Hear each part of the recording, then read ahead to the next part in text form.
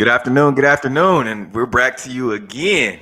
Steve Walls, the W Show, Darren Smith of the Ship, another post-training camp Facebook Live, the Afternoon Gridiron. The Chiefs have just wrapped up their second day of full pad training camp. Darren, what do you know, man? Because we had Coach Eric Bieniemy talk, we had Tyreek Hill, Andrew Wiley, and Alex Okafor. What were some of the things that you took away from today? One, Tyreek is very, very, very jovial this training camp. Lots of fun, lots of games. He's bringing a lot of smoke, and did not know that he retired from racing people as of now. So that was pretty cool. Eric Bieniemy, much better from behind the podium, but I think he gets get better with time and repetition and stuff like that. So he's real comfortable behind the microphone. So when his opportunity comes and it presents itself and he takes advantage of it and someone hires him, you'll see the growth you will see from what he was, as a running backs coach, and then moving to the OC role and to what he is now. Continue to be the OC for the Chiefs, behind the microphone. So someone is going to get a real good hire once he gets his opportunity. As it relates to, we got some tall offensive linemen and defensive linemen. But no, just a lot of folks that are in good spirit. And we had, to be honest, what we didn't know yesterday as we do today, we had a rash of injuries. To what extent, I'm not sure, but we did have a lot of injuries that came out of training camp today. And he's speaking about injuries, of course. Chiefs President of Communications Ted Cruz came on and talked to us about a lot of those injuries. And seems to me that there are a lot of hamstring and groin injuries. Yeah. Now, I don't know how much that is attributed to you guys going from no contact to now having full contact. I mean, of course, there was it's a ramp up period, but normally you have some camps within the summer and where guys are having some sort of contact, but you haven't had anything, and now you're going full steam ahead. And so I think there'll be more injuries. Hopefully not, but across the league, I think there will be. I will be shocked. And I would say, I don't know if he announced I counted at least 6, if not 7 or more names that he called off. Chris Jones. I think he said Byron Pre. I mean, so it was a number of key players that that suffered. Again, we don't know to what extent. It could just be tweaks and things like that, or it could just be something that we'll sit you out just to be on the safe side. But the fact that obviously you don't have any you didn't have any real workouts up until training camp, and we're not, tonight was supposed to be the first game of the preseason for the Chiefs against the Cincinnati Bengals at home. That's not being played, and so very, very much surprised at what has taken place so far with the amount of injuries. And again, it's to be expected. We hope we don't see a lot more of it, but I think that we need to kind of brace ourselves into what we should be expecting over the next couple of weeks.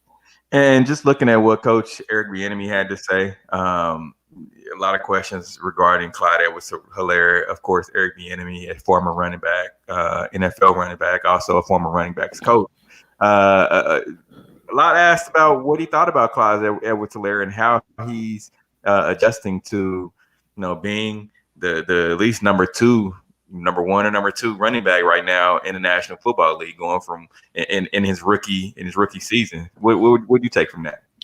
Well, I took from it, kind of what we talked about yesterday, what our conversation was to be expected of him, and the expectations, and that the team is, in preparation for what he, for this upcoming season, put him in position to kind of live up to, his first round draft pick choice. And so the only way that you're going to be able to get your investment is by, put him out there and put him in a position to see what he can do. And again, as I said, I think coming from Eric Bieniemy, he's been in that situation as a running back, so he kind of knows what to expect. And if I'm Clyde, if I'm Clyde, I am picking Eric Bieniemy's brain. And, Steve, we talked about it last year. If I'm these running backs, I'm picking I'm picking Eric Bieniemy's brain every single day because he played in the NFL. He's played at the highest level. He's won a national title, I think, with the University of Colorado. So I mean, so he knows what to expect from this game and how to prepare, how to train for it, how to be, go through the mental, exertion for it. Now, because there's no preseason, Clyde won't have a situation like that. But like he said, it is kind of reminiscent of days when the players were in college. You didn't have a preseason. You just had practices, and then you got the first game of the year. So that's, so in that regards, I do believe that Clyde is going to be, well on his way. And again, I think Eric Bieniemy, because I think someone asked him, whether or not, he's comparable to Bieniemy. I think he just kind of disregarded that. But I do believe that, Eric is going to put him in a position to succeed. And I'm just really looking forward to see what this guy does. So I think a highlight of the what Eric already he called quarterback Patrick Mahomes a competitive prick.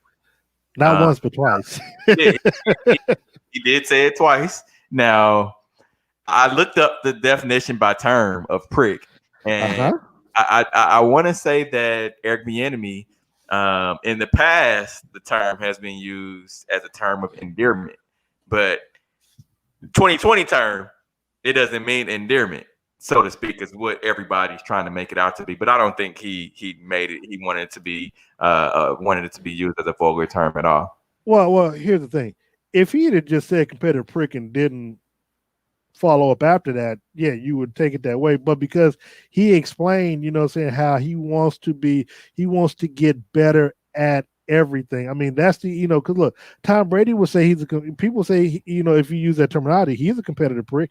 He wants perfect practice makes practice perfect. I mean, and that's, and it's one of those things where, Patrick sees something and he may wants to continue to do it until it's either done right or until it's secondhand nature. So I don't have a problem with it all. I know my my boss from KOKC just texted me like, "Hey, who was he referred to as a competitive prick?" I said Patrick. But when you stop and you think about it, and you put yourself back and you look at it, you're like, okay, I can see exactly what he's talking about, because if you look at it, just go back to the Super Bowl when he came from the sideline. Patrick was the one that came out and said, "Hey, is this a good time to run that route? Run the wasp?" I mean, that probably was something that Eric Bieniemy wasn't talking about, but being a competitive nature that someone like Patrick is, he's already seeing how the defense is going, comes back, "Hey, let's try to do this." He's like, "Okay, well, hey, you want to let's do it." And then you go out and see it's successful. So I don't have a problem with the terminology at all. Of course, I think that competitive prick is going to be coined and now running back and a few others. So I think that's something that we can expect to see the rest of the way. Oh, I definitely think so. And I just think that he wanted to say that Patrick is like that worrisome little brother, Yeah. that wanting keeps needling you. Yeah, that just wants all the information and wants to be able to use that to his advantage and get better. And that's how I took it, as what he said. No. I agree, because I'm gonna tell you, look, it's hard for people to understand because we cover the team daily. We were there. We can't be there right now, but virtually we cover them every day. But knowing the players off the field and just seeing how they interact with each other, both on and off the field, you sit back and you become amazed, because everything that we're talking about, it's true. I mean, it's not something that they put on for show. This is exactly who they are. And, that being the case with Patrick and the rest of them, with the competitive nature of what they do, what you see is what you get, and what we are witnessing. And, and we'll go into it more, I guess, when we talk about Tyreek. I see this, with all the dynasty talk that they're talking about, I can understand why they would feel that way. And you mentioned Tyreek, and looking at last season when Suggs came into the picture. He came in kind of late last season, but Tyrann Mathieu said it best. He said that when he was asked the question of what does Suggs bring into the locker room, he said he can bring that championship swagger. Now, no doubt. Now, Suggs brought that, but now if you look at the confidence of Tyreek Hill when he talks, of Mecole Hardman, all these guys who kind of shied away from the media, now that they've won, they all have that competitive swag. I mean, they're not only a competitive swagger, but the championship swagger. And you can see it by just how confident you said Eric Bieniemy. Everyone who talks now is more confident because they've won the big game. Well, I mean, you said it right there. Basically, that's what winning does for you. I mean, it gives you that air of confidence that you did not have before. Because look, they were down. I mean, both of us were in Miami at the game. I mean, we saw it firsthand. I mean, they were down what they were down, and come back to win. But had they not been successful, they would not have known what it's like to go through the fire. They would have known what it's like to get there, but then they could have had doubts. Well, okay, is this as far as we could have gone? And then of course, if they hadn't won, there's no telling who returns or who would have came back. And Patrick would get a big contract, but he may not have got until after next year to see whether or not you could lead his team to a Super Bowl. But the fact that they were able to do it in the manner in which they did, they faced adversity 3 weeks in a row, being down to Houston, being down to Tennessee, so they know that they can come back from behind, and here's the thing, they know that they don't want to be in a situation again, but they know if they happen to be, they can overcome it. But then also, because they were successful at it, they know what it takes to win. And now look, they had to go through a whole year, when Patrick first became quarterback, not knowing what to expect, then to get to the AFC Championship game, try to get right over the hump, but lose, fall short, and then to come back and not only fight off injuries, but also just things throughout the entire season, throughout the year. Come back, because you almost lost Patrick Mahomes for the year with that leg injury, and then be able to come back and come back from 3 games where you were down in double digits to come back and win the Super Bowl.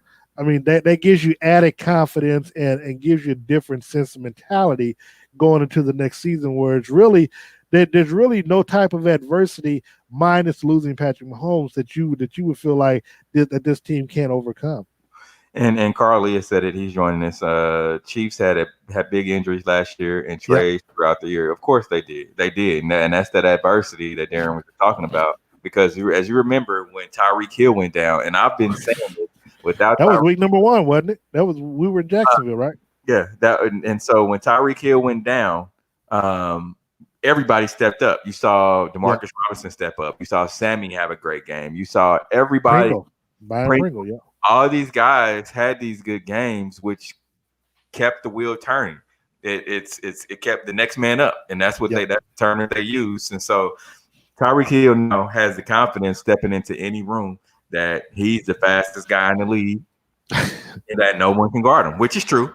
However, to be able to stand behind it, and everybody understands it, is everything. Yeah, no, that was one that. Yeah, he said that with his chest out a lot, and of course that was his chest. When his chest was what got caved in last year. It was look. What's most interesting about that is that again, it's hard. It's hard to put into words because we know the sacrifices and what these players are doing with themselves, both on and off the field. But the fact that they push each other and they have something internal that makes them want to be better than what they were before. Tyreek says that even though he's the starter, I guess he's the one wide receiver, he doesn't take his position or his job for granted. He knows that it can be taken away at any time, as it almost was last year when the season opened. So so he comes. So when others, rookies and younger players, see how he is practicing and how he's handling practices and the meetings and stuff like that, and going out on the field and then still showcasing it and wanting to be the best, I mean, that says something about the leadership structure that everybody can feed into. And so Tyreek also said, playing with these guys, as far as his teammates, being around them, bring around everyone. It's making his competitive nature go higher than what it had been. So that's another reason why you see guys like Travis Kelce coming back. You see Sammy Watkins restructuring his deal. We talked about it yesterday. I mean, these guys want to be around each other because they like each other. You don't always have that with these championship teams. I mean, look at the Bulls. When you go back to look at Michael Jordan and that documentary, The Last Dance, a lot of those guys didn't like each other. You know, no, that's true. I mean, so you don't have that. You have one player that's up here, and then everyone else is looked at as down here. But all these guys are on even playing field. well, that is true. But in Jordan's defense, everybody knew he was on a whole nother stratosphere, Right. Compared and he look, literally had to, look at Patrick Mahomes. Look at how the league is. He's the face of the NFL right now. A lot of people don't want to say it and think that it's still Tom Brady, but it's Patrick Mahomes. No. I agree with you. No. My only insistence on that was that Jordan was more global to where Jordan can't walk out. He couldn't walk outside and go out to dinner. Where Patrick can, where people will respect their privacy, where he can still go out in the public. No. Well, I don't know. Well, okay. Well, right now with COVID, nobody can really go out there like that. But to their point, man. I mean, this is what these players are signing up for, man. I mean, but we saw this 2 years ago, as they were on their way with Patrick, when Patrick started coming into his own, that because they were hanging out, going to haunted houses, them, their wives, their girlfriends. I mean, so they were all building their relationship. I mean, they were hanging out in the off season, training and stuff with each other. So, everything that they did was genuine. So it wasn't like it was just a front thing where, okay, we're just trying to get to know each other like Tom Brady's doing with his receivers in Tampa Bay right now. No, this is something that they've literally built on. Like, these are relationships. These aren't friendships. These are relationships that they have. And that translates to the football field where trust is a factor. Like you said, when Tyreek went down, everybody stepped up. When Patrick went down, everybody had to lift their game up. Now, obviously they fell short against not Green Bay. They fell short against the Colts, but against the Vikings, they were able to come together to help Matt Moore win. So I mean, this is something that people from the outside may not understand, but on the inside, it's a beautiful thing to see where you don't get a chance to see that because look, and it does come down to coaching because when you look at it, the closest team would be, I guess you would say, the Seattle Seahawks when they went to back-to-back Super Bowls where they should have won back-to-back titles, but coaching and ego and stuff at the very end with Marshawn Lynch and stuff not wanting to give him the ball, where Russell Wilson, I mean, I think I watched it over you all's place. They intercepted the ball and Tom Brady and them, they won the Super Bowl instead of being a two-time Super Bowl champion, and right there ended the dynasty because of all the friction, turmoil that it caused. I mean, really. There's no scandals going on right now. I mean, we don't have the whole fake story with Tyreek from last year. I mean, there's really, I mean, the most you can say, I guess, Rashad Breeland and his music videos or whatever. But I mean, but even then, I mean, there's nothing controversial. Yeah, that's in his spare times. He's still but I'm just saying. I mean, but there's nothing really to talk about as it relates to off the field issues dealing with the Chiefs because, I mean, they know what it takes to win. They like the taste of winning, and that's their only goal for next year. Exactly. Definitely a family team. I can agree with that. And so two other guys that spoke was Andrew Wiley and Alex Okafor. Okafor, of course, restructured his deal. You said that he had talked about he didn't commit much to the team because, of course, his injury last year. But his restructuring of his deal and taking $2 million and putting it over the next couple years, that is what got Kelsey his money, and also could possibly bring in someone else. Yeah, I think there's been talk, rumors, perhaps the Chiefs go after Jadeveon Clowney. Look, hey, the more the merrier. If it helps the team, if it helps the team get back to Tampa Bay, I'm all for it. As relates to Alex, look, man, he wants to feel like he can contribute to this year's squad more so than what he was able to do last year. And look, I mean, you like that type of talk because, he's probably the same boat as a Juan Thornhill. Juan Thornhill played well until he got, a season-ending injury and didn't get to play into the in the postseason. So While he feels he was a part of the team, he doesn't feel like he was a part of the championship team because he wasn't, he wasn't out there on the field during that time period. So, Okafor along with someone like Thornhill, that's what they want. They want to come back and they want to be able to contribute and have a role in the team successfully defending their title. And some other questions for Andrew Wiley and also Alex Okafor were. How you got socially distancing, being down in the trenches, the offensive line and defensive line. What was what was your takeaway for that? Well, the biggest thing is they both put a lot of trust not only in the league but the Players Association to put them in positions. Now, I'm not sure when they're going to start, or if they have start wearing the shield, with the stuff that kind of covers their whole mouths and face or whatever. Mm-hmm. But they know that. They know what they signed up for. They had the option to opt out if they were concerned about it. But the thing is, if everybody is doing what they're supposed to be doing, wearing a mask, not doing things, when they leave the facility that they're not supposed to do, then they should be able to play the game at a high level without any issues. All right, we appreciate everybody joining us. Again, this is the Afternoon Gridiron with myself, Steve Walls, and Darren Smith. We will bring back right here tomorrow, same time. We'll have this is after Andy Reid and also Patrick Mahomes and some other players will speak. Darren, I'm looking forward to talking to both those guys tomorrow. Yeah, and I'm not sure how we're going to do it because I think we're going to be doing it during my show tomorrow on 810. So we'll be talking about it on there.